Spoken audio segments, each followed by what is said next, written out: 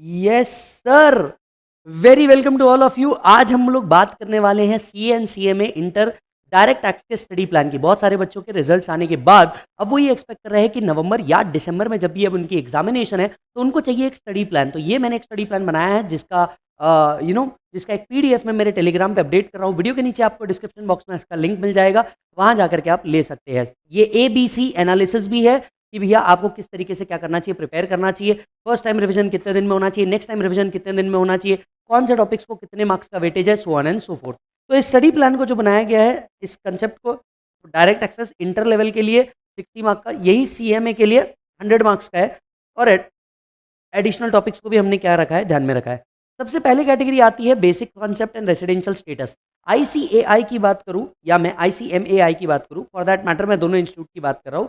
ये दोनों मैटर करीब करीब 15 टू 20% का देते हैं। इसको 15 टू 20% का वेटेज देते हैं। ये 15 टू 20% का वेटेज जो होता है, ये टोटल इनकम के माध्यम से होता है, डेफिनेशंस के माध्यम से हो सकता है, या रेसिडेंशियल स्टेटस निकालना या रेसिडेंशियल स्टेटस के बेसिस पे इनकम डिटरमाइन करने के माध्यम से हो सकता है। यस, नॉर्मली अगर मार्क्स एलोकेशन देखा जाए तो 9 से 12 मार्क्स का एलोकेशन इनको बैठ सकता है दोनों टॉपिक को निकाल करके। यस, जिसमें टोटल इनकम के क्वेश्चन, रेसिडेंशियल के क्वेश्चन इस तरीके के बन सकते हैं। एमसीक्यू 1 से 3 मार्क का बन सकता है। इसमें आपकी प्रायोरिटी कौन-कौन से सेक्शंस के ऊपर होनी चाहिए? आपकी प्रायोरिटी इन 2 चैप्टर्स पे कौन-कौन से सेक्शंस की होनी चाहिए? सबसे पहले बेसिक्स के अंदर में आपको टैक्स का डिटेल्स पता होना चाहिए, सरचार्ज एंड स्पेशल रेट्स पता होने चाहिए। यस, आपको स्पेशल रेट्स पता होने चाहिए। इसके अलावा अगर मैं रेसिडेंशियल स्टेटस की बात करूँ तो सेक्शन 6(1)(a) जो आपका रेसिडेंट या डीम्ड रेसिडेंट वाला कंसेप्ट आया है वो। इसके बाद में आपका section number 5 and section number 9, ये इंपॉर्टेंट प्रायोरिटी इसके अंदर में बनते हैं जिसको आपको पढ़ना ही है और कंप्लीट करना ही है। अगर मैं आपसे बात करूं कि आपको कितने दिन में ये दोनों टॉपिक कंप्लीट कर देने चाहिए, मतलब टारगेट के माध्यम से अगर मैं बात करूं कि आपको कितने दिन लगने चाहिए इन दोनों टॉपिक्स को कंप्लीट करने के लिए, तो टेंटेटिवली मैं इसे दिन के हिसाब से भी नहीं, रादर आवर्स के हिसाब से बोल देता हूं। अगर मैं बेसिक्स की बात करूं तो बेसिक आपका 2 आवर्स के अंदर में कंप्लीट हो जाना चाहिए। ये 2 आवर्स मैं बोल रहा हूं इंक्लूडिंग प्रॉब्लम सॉल्विंग। यस, और अगर मैं रेसिडेंशियल स्टेटस की बात करूं, तो मुझे लगता है 1 hour will be sufficient enough. Yes, क्योंकि 6 और 9 ही ऐसे सेक्शन है जिनके ऊपर आपको फोकस करना है, बाकी 7 और 8 और इतना रिलेवेंट नहीं बनता है। यस, रेफरेंस मटेरियल क्या होना चाहिए आपके रिवीजन के लिए? एक, आप चार्ट से रिवाइज कर सकते हैं, जो मैंने आपको चार्ट्स दिए हैं चार्ट से रिवाइज कर सकते हो, या फिर आपके पास फास्ट ट्रैक बुक है तो फास्ट ट्रैक बुक से आप रिवाइज कर सकते हो। राइट, आप ये 2 चीजें इसके लिए यूज कर सकते हो। तीसरा, इसके क्वेश्चन सॉल्विंग के लिए क्वेश्चन बैंक को यूज कर सकते हो। क्वेश्चन बैंक क्या कर लो, आप सॉल्व कर लो। तो फटाफट रिवीजन कर लो चार्ट्स के थ्रू या फास्ट ट्रैक बुक के थ्रू, और आप क्या कर लो, रिवीजन करने के लिए चले जाओ। इसके बाद में आता है सबसे बड़ा एरिया, दैट इज एग्जाम्शन। अगर आप सीएमए इंटर में हैं तो आपको चैरिटेबल ट्रस्ट इंस्टीट्यूशन भी आएगा, और अगर आप सीए एंड सीएमए हैं तो आपको हेड्स ऑफ इनकम भी आएंगे। करीब 20 टू 30 मार्क्स का जो पेपर होता है ये स्पेसिफिकली इन हेड्स के ऊपर बेस्ड होता है, जिसमें अगर आप इंटर में हैं तो एग्जाम्शन एंड 5 हेड्स होंगे, और अगर आप सीएमए इंटर के अंदर में हैं तो तीनों टॉपिक आपको हो सकते हैं। 20 टू 30 मार्क का परसेंटेज इसके ऊपर आता है, जहाँ पे 12 से 18 मार्क का वेटेज इनके ऊपर दिया जाता है। अगर टोटल इनकम की बात करें तो यहाँ पे फिर 12 मार्क और ऊपर के 9 मार्क मिला करके ऐसे 10-10 मार्क के 2 या 12 और 8 का एक-एक करके टोटल इनकम का क्वेश्चन बनाया जा सकता है। इस पे 3 से 5 मार्क के एमसीक्यू आपके क्या किए जा सकते हैं, सेट किए जा सकते हैं। राइट, अगर मैं बात करूं कि पहले आपको कौन सा हेड पढ़ना चाहिए, मेरे हिसाब से सबसे पहले आपको सैलरी पढ़ना चाहिए। सैलरी जब पढ़ते रहोगे, पहले परक्विजिट पढ़ो, फिर अलाउंस पढ़ना, फिर रिटायरमेंट बेनिफिट पढ़ना, फिर अदर पढ़ना। तो आप क्या करते हो गलती, आप पहले बेसिक पढ़ते हो, फिर अलाउंसेस में जाते हो और फिर परक्विजिट्स में जाते हो, तब तक कि आपका इंटरेस्ट खत्म हो जाता है। आपको जो डिफिकल्ट लगता है वो है परक्विजिट और रिटायरमेंट बेनिफिट, पहले वहां चले जाना। ठीक है, सैलरी के बाद आपने स्ट्रेट अवे उठाना चाहिए पीजीबीपी।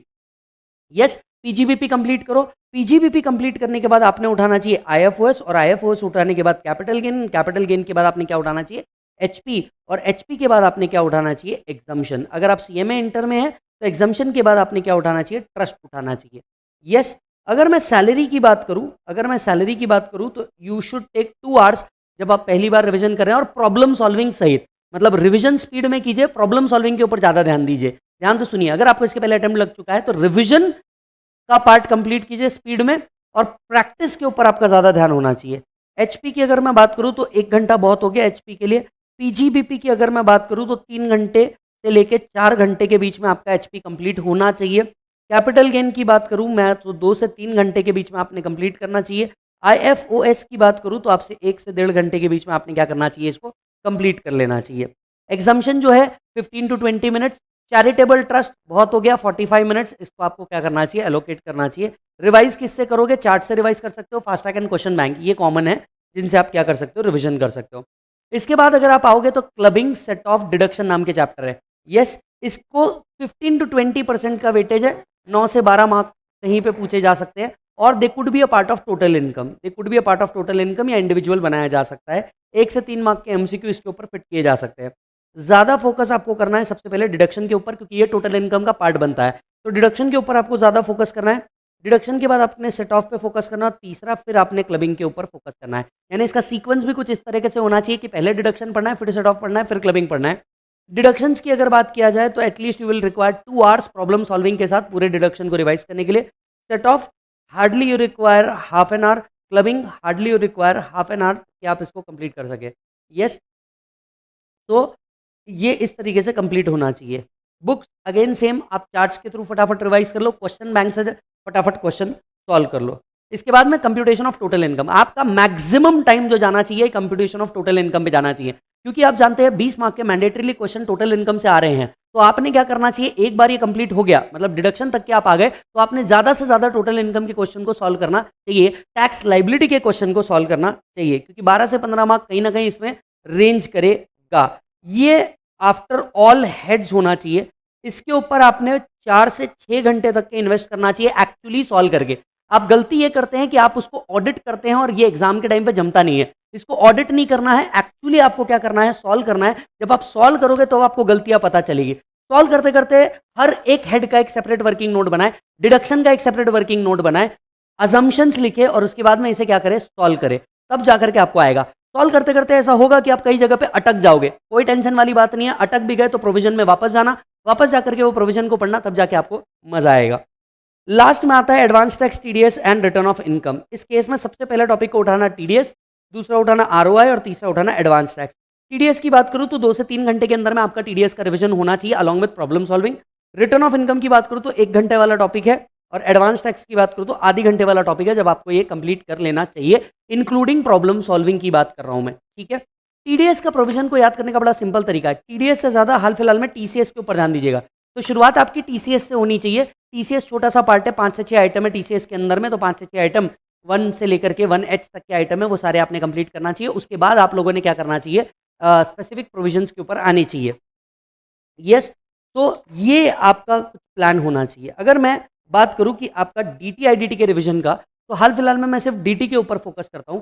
यहां से भी देखा जाए तो यहां से आपके पास मात्र 100 डेज अवेलेबल होते हैं मोटे मोटे तौर पे। यस, मोटे मोटे तौर पे आपके पास 100 डेज अवेलेबल है। अब यहां से आप रिवीजन करना कैसे स्टार्ट करेंगे, यहां से आप रिवीजन करना कैसे स्टार्ट करेंगे। सर, आपका जो पहला रिवीजन है, मतलब कंप्लीट डीटी का, आपका डीटी का पहला रिवीजन मेरे हिसाब से आपका कंप्लीट हो जाना चाहिए करीब करीब 30 डेज के अंदर में। यू शुड रिक्वायर 30 डेज, जिसके अंदर में आपका प्रॉब्लम सॉल्विंग, कंटेंट, सारी चीज कंप्लीट हो जाना चाहिए। और इस 30 डेज के अंदर में मैं 3 आवर्स ईच कंसिडर कर रहा हूं, जिसको आप डीटी को ही एलोकेट करेंगे, दैट इज टैक्सेशन को एलोकेट करेंगे।